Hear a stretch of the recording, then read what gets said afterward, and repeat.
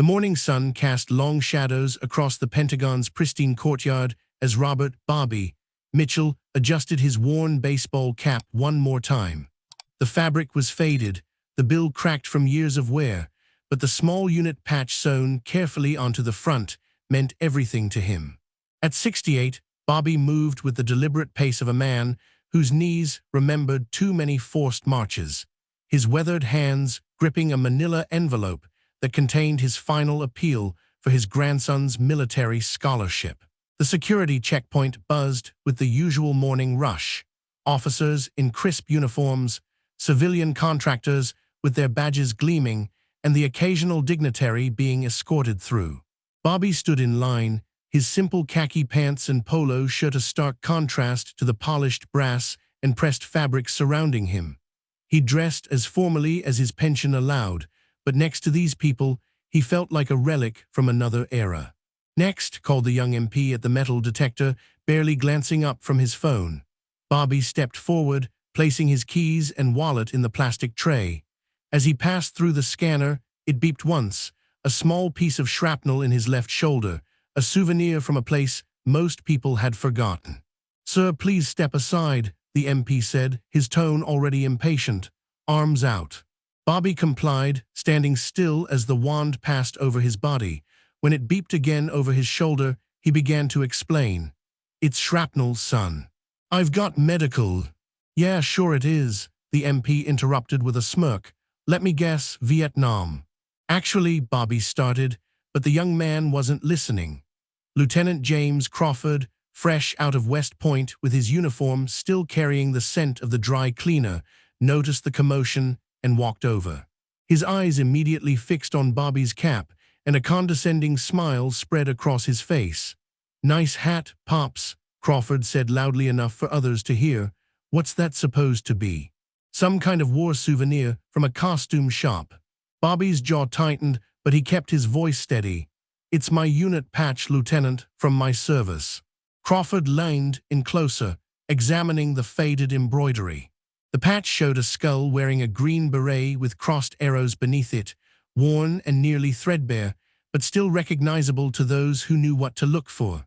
"Right," Crawford laughed, turning to a small audience of junior officers who had gathered. "Let me guess, Special Forces, Navy SEALs, or maybe you were in some super-secret unit that doesn't exist in any records. Antes de continua, der like inscrever-se para não perder outras histórias de heróis cujo valor não se mede pelo brilho de farda." Bobby's hands remained steady, but something flickered behind his eyes, not anger, but the quiet disappointment of a man who had seen too much to be surprised by ignorance. "Studies and Observations Group," he said quietly. "SOG. But I don't expect you to know what that means." Crawford's laughter grew louder. "Oh, this is rich. The mysterious SOG. Next you'll be telling me you parachuted behind enemy lines and saved the world single-handedly." The other officers chuckled, but Bobby noticed that Sergeant Martinez, the older NCO supervising the checkpoint, had stopped what he was doing and was now staring intently at the patch. Martinez was old enough to have served with men who'd known the real stories, and something about the authentic wear patterns and specific details of Bobby's patch made him pause. "Lieutenant Crawford," Martinez said carefully, "maybe we should." "It's okay, Sergeant," Bobby interrupted, his voice carrying a weariness that spoke of battles fought in places that weren't supposed to exist. "I'm used to it. Not many people remember anymore." Crawford, emboldened by what he saw as victory, gestured dismissively. "Look, old man, we appreciate your creative storytelling, but this is the Pentagon, not some VFW bar where you can impress civilians with tall tales." Bobby picked up his belongings from the tray, each movement deliberate and controlled. He'd come here with a specific purpose, to appeal for his grandson's scholarship application that had been denied on a technicality. The boy was smart, motivated, and wanted nothing more than to serve his country, just as 3 generations of Mitchells had done before him. "I have an appointment with Colonel Henderson in personnel," Bobby said, showing his visitor's badge, "about my grandson's application." Crawford glanced at the badge, with theatrical surprise. "They'll let anyone in these days, won't they?" The corridors of the Pentagon stretched endlessly before Bobby, each turn revealing another maze of identical doorways and polished floors. Despite the building's intimidating scale, he navigated with the confidence of a man who had once moved through far more hostile territory with nothing but a compass and the stars. His appointment with Colonel Henderson was still 20 minutes away, but Bobby had learned long ago that arriving early was better than arriving dead, a lesson that had served him well in places where the jungle itself seemed to have eyes. Lieutenant Crawford had apparently decided to make Bobby's visit his personal entertainment. He'd gathered 2 other junior officers and was now following at a distance, their whispered comments and occasional laughter echoing off the marble walls. "I heard him tell the MPs he was in some super-secret unit," Crawford was saying to his companions, not bothering to lower his voice. "Probably watched too many Chuck Norris movies." Captain Sarah Weber, a logistics officer with 5 years of service, frowned at Crawford's behavior. "Maybe you should ease up, James. The man's clearly a veteran." "A veteran of what? Fantasy football?" Crawford shot back. "Look at him, probably never left the States. That patch is probably something he bought online." Bobby continued walking, his shoulders straight despite the weight of years and accumulated injuries. He'd heard worse things in his life, from enemies and allies alike. What bothered him wasn't the mockery, it was the casual disrespect for something that had cost so many good men their lives. The patch on his cap wasn't just a piece of fabric, it was a memorial to friends who'd never made it home from missions that officially never happened. As they passed a trophy case displaying various military honors and historical artifacts, Bobby paused. Inside, among the medals and commendations, was a photograph of soldiers in camouflage gear standing next to a Huey helicopter.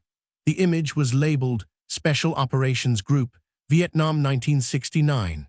Bobby's eyes lingered on the faces, young men who'd carried their secrets to graves, scattered across 3 continents.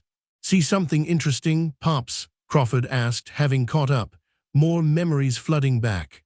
Bobby turned slowly, and for just a moment, Crawford caught a glimpse of something in the older man's eyes that made him take an involuntary step backward. It wasn't anger or frustration, it was the cold, measuring look of a predator assessing whether something posed a threat. "Just remembering friends," Bobby said quietly, and continued walking. They reached the personnel office 10 minutes early. Bobby took a seat in the waiting area while Crawford and his entourage lingered near the receptionist's desk, clearly hoping to witness whatever embarrassment they imagined was coming. Colonel Henderson's secretary, a middle-aged woman with the efficient bearing of a career military professional, looked up from her computer. "Mr. Mitchell, the colonel will see you now." Bobby stood, straightening his shirt and adjusting his cap. As he walked toward the office door, Crawford called out loudly enough for everyone to hear. "Hope your war stories are more convincing in there than they were downstairs." The secretary's eyebrows rose in disapproval, but before she could respond, the office door opened and Colonel Henderson emerged, a stern woman in her 50s with silver threading through her dark hair and the bearing of someone who'd earned every piece of brass on her uniform. "Mr. Mitchell," she said, extending her hand. "I'm Colonel Henderson. I understand you're here about your grandson's scholarship application." Bobby shook her hand with the firm grip of a man who'd sealed deals with warlords and shaken hands with generals in smoky backrooms around the world. "Yes, ma'am, the boy's application was denied due to some missing documentation, but I believe there's been a misunderstanding." As they spoke, Bobby's cap sat perfectly positioned on his gray hair, the faded patch clearly visible to anyone who cared to look closely. Colonel Henderson glanced at it briefly, her expression neutral, professional. "Let's discuss this in my office," she said, but as she turned to lead the way, Bobby caught her stealing another look at his patch, this time with what might have been recognition flickering in her eyes. Crawford, meanwhile, was already crafting the story he'd tell at the officers' club that evening about the delusional old man who tried to impress the Pentagon brass with his military fantasies. He had no idea that upstairs, in a corner office overlooking the Potomac, a phone call was about to change everything. Inside Colonel Henderson's office, the walls were lined with commendations, photographs, and the accumulated memories of a distinguished career. Bobby sat across from her desk, his posture respectful but confident, the manila envelope containing his grandson's documentation resting on his lap. Colonel Henderson had been listening to his explanation about the missing paperwork when her secure phone, the red one reserved for priority communications, began to ring. "Excuse me for just a moment, Mr. Mitchell," she said, lifting the receiver. "Colonel Henderson." Bobby couldn't hear the voice on the other end, but he watched Henderson's expression change as the conversation progressed. Her eyebrows rose, then furrowed, and she glanced at Bobby several times with growing intensity. "Yes, sir. Yes, he's here right now. No, sir, I haven't mentioned. Understood, sir. We'll be right up." She replaced the phone with careful precision, her movements suddenly deliberate in a way that Bobby recognized. He'd seen that look before, the expression of an officer who just received orders that changed everything. "Mr. Mitchell," she said, her voice carrying a new formality, "I need to ask you to accompany me upstairs. There's someone who wants to meet you." Bobby's weathered hands remained steady on the envelope, but something in the colonel's tone made him more alert. "Is there a problem with my grandson's application?" "No problem at all," Henderson assured him, standing and moving toward the door. "In fact, I think you'll find this meeting quite enlightening." They left the office together, walking past the waiting area where Lieutenant Crawford was still holding court with his small audience of junior officers. He looked up as they passed, a smug expression on his face. "Everything go well in there, old-timer?" Crawford called out. "Get everything sorted out." Colonel Henderson stopped walking and turned to face Crawford. Her expression was perfectly neutral, but there was something in her stance that made every officer in the vicinity straighten unconsciously. "Lieutenant Crawford," she said, her voice carrying the quiet authority of someone accustomed to being obeyed without question. "You're relieved of your current duties. Report to Major Stevens in administration immediately." Crawford's face went pale. "Ma'am, I don't understand." "You will," Henderson said curtly. "Sergeant Martinez has filed a report about your conduct at the security checkpoint. Conduct unbecoming an officer." As they walked away, Bobby could hear Crawford stammering explanations behind them, but Henderson's pace never slowed. They entered an elevator that Bobby hadn't noticed before, one that required a special keycard, and went to floors not marked on any public directory. "May I ask where we're going, Colonel?" Bobby inquired, as the elevator climbed silently past floors he was certain weren't supposed to exist. Henderson studied him carefully before answering. "General Morrison wants to see you. He was quite specific about that after he received a certain phone call." The elevator stopped at what Bobby estimated was the 7th floor, though the button Henderson had pressed was unmarked. The doors opened to reveal a corridor that looked distinctly different from the public areas below, quieter, more secure, with the understated elegance that spoke of serious power wielded behind closed doors. They walked past offices with nameplates that bore only ranks and initials, past conference rooms with frosted glass that concealed whatever meetings were taking place inside. Finally, they stopped before a door marked simply Gen. MORRISON, Special OPERATIONS Command. Henderson knocked once and entered without waiting for a response. "General, this is Robert Mitchell." The man behind the desk was in his early 60s, with silver hair and the kind of bearing that suggested he'd earned his stars through competence rather than politics. General Morrison looked up from a file he'd been reading, a thick folder that Bobby suspected contained information he hadn't thought about in decades. "Mr. Mitchell," Morrison said, rising and extending his hand. "Thank you for coming up. I understand you've had an interesting morning." Bobby shook the offered hand, noting the firm grip, and the way Morrison's eyes immediately focused on his cap. Unlike Crawford's dismissive glance, Morrison's gaze lingered on the patch with the careful attention of someone who understood exactly what he was looking at. Please, sit, Morrison said, gesturing to a chair across from his desk. I just got off the phone with a very interesting conversation. It seems word has gotten around that someone wearing a SOG patch was being harassed in my building. Bobby settled into the chair, his hands remaining steady despite the sudden shift in circumstances. General, I didn't come here looking for special treatment. I just wanted to resolve my grandson's scholarship issue. Morrison opened the file on his desk and turned it so Bobby could see the first page.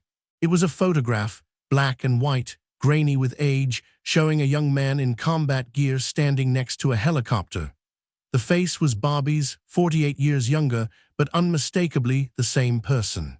Tell me, Mr. Mitchell, Morrison said quietly, do you remember Operation Prairie Fire? The black and white photograph stared back at Bobby from General Morrison's desk, a window into a past that most of the world had been instructed to forget.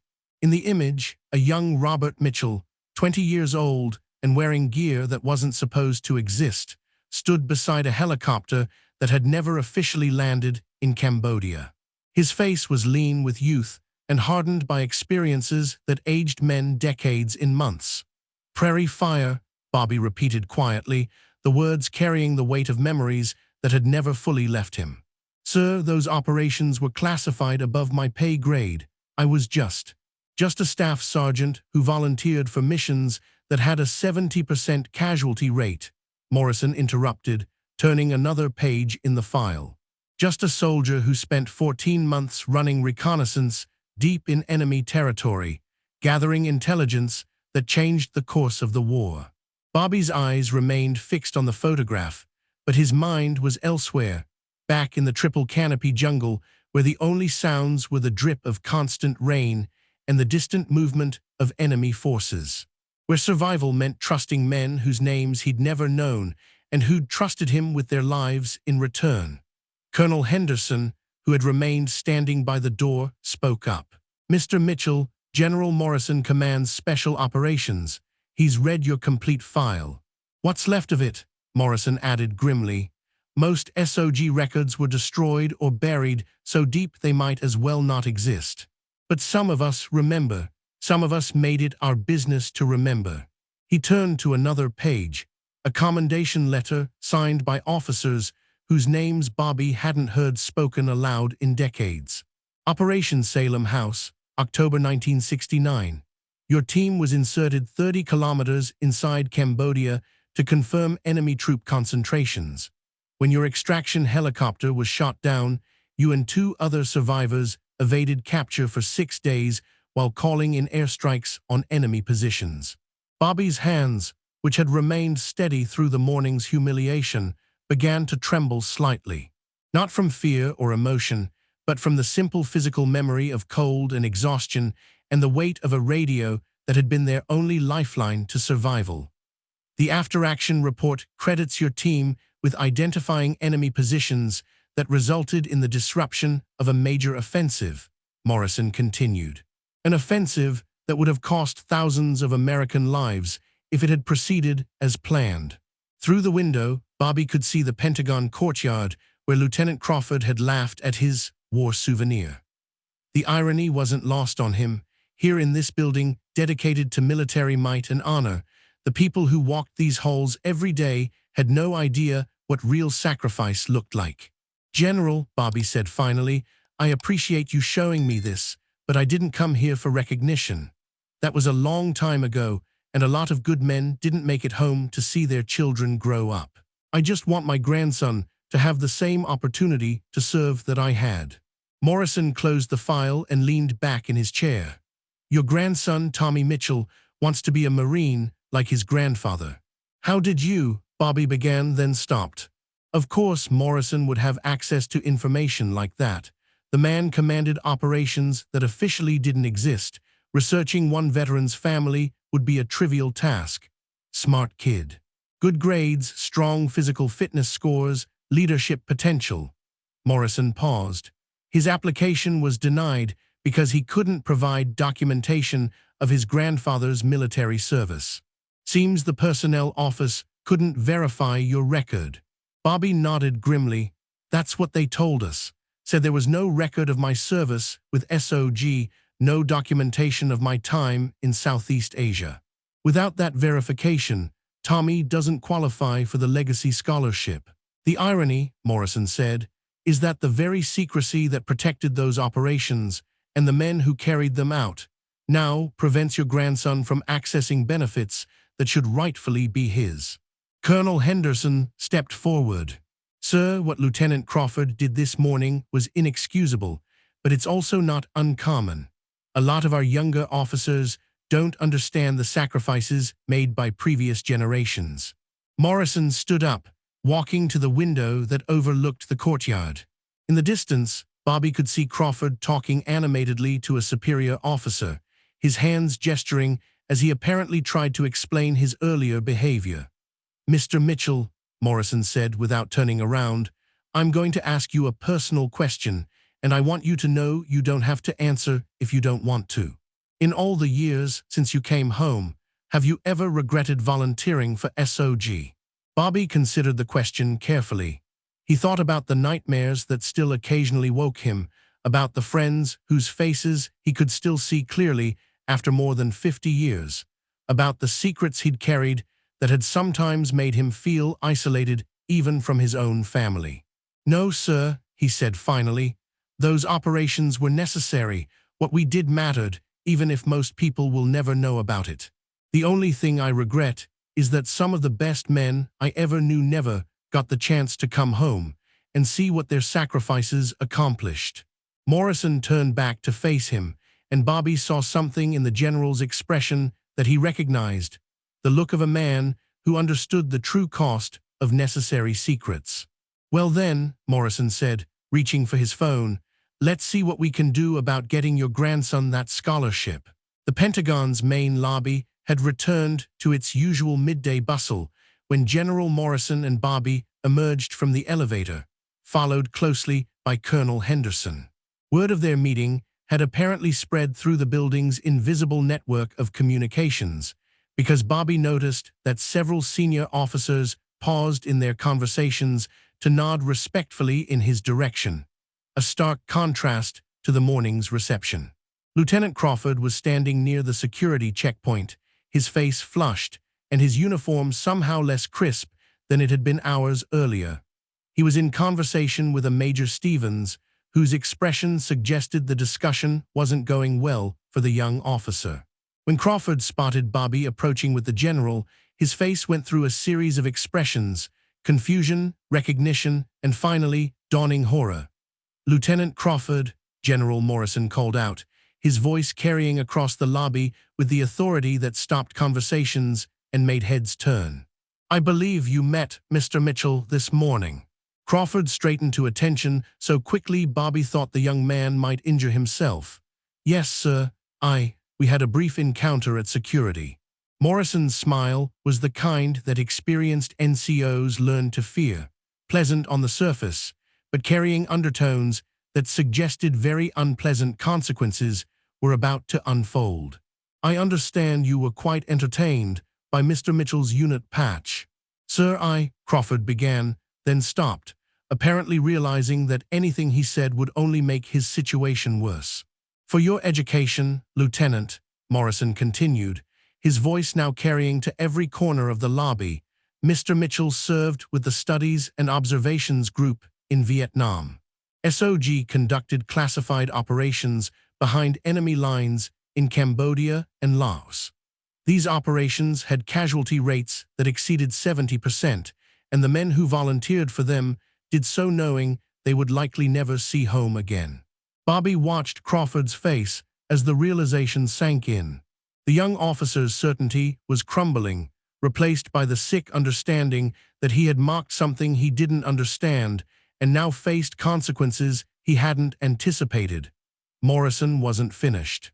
Mr. Mitchell's team was responsible for intelligence gathering that saved thousands of American lives. His service record includes 2 Silver Stars, 3 Bronze Stars, and a Purple Heart. His unit patch, the one you found so amusing, represents one of the most classified and dangerous assignments in modern military history. By now, a crowd had gathered. Senior officers, civilian contractors, and junior enlisted personnel all stood in respectful silence as Morrison continued his impromptu history lesson. Bobby felt uncomfortable being the center of attention, but he recognized the importance of what was happening, not for him, but for everyone listening. The reason Lieutenant Crawford couldn't find any record of Mr. Mitchell's service, Morrison said, his eyes fixed on the younger officer, is that SOG operations were classified at levels above secret. Most records were destroyed or remain buried in archives that require presidential authorization to access. Sergeant Martinez, the NCO who had first recognized something authentic about Bobby's patch, stepped forward. "Sir, if I may, when I was coming up, we had senior NCOs who'd served with SOG veterans. They taught us to recognize the real deal. That patch isn't something you buy online." Morrison nodded approvingly.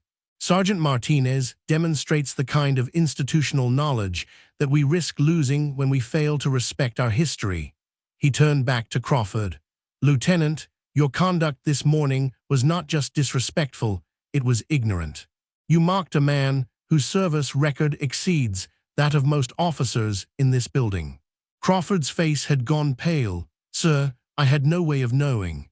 "You had no way of knowing because you didn't bother to find out," Morrison interrupted. "You saw an older man in civilian clothes and decided he was fair game for your entertainment. That kind of judgment isn't just poor, it's dangerous." Bobby stepped forward slightly.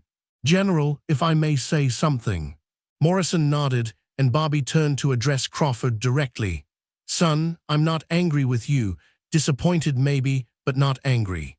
What concerns me is that you represent the future of this military, and if the future doesn't understand the past, we're all in trouble." Crawford finally found his voice. "Sir, I apologize. I was completely out of line." "Apologies are a start," Bobby replied, "but understanding is better. The men I served with died believing that future generations of soldiers would be better than us, smarter than us, more capable than us. Don't prove them wrong." General Morrison gestured toward the trophy case where the SOG photograph was displayed. "Lieutenant Crawford, I'm assigning you to research and prepare a presentation on Special Operations Group history. You'll present it to the officer training classes, and Mr. Mitchell will be your primary source." Crawford nodded eagerly, clearly grateful for any chance to redeem himself. "Yes, sir." "Thank you, sir."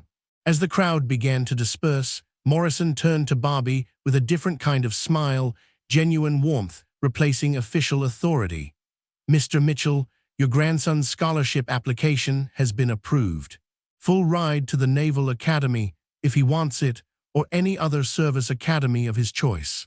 Bobby felt his throat tighten slightly. "Thank you, General, that means more than you know." "And Mr. Mitchell," Morrison added as they shook hands.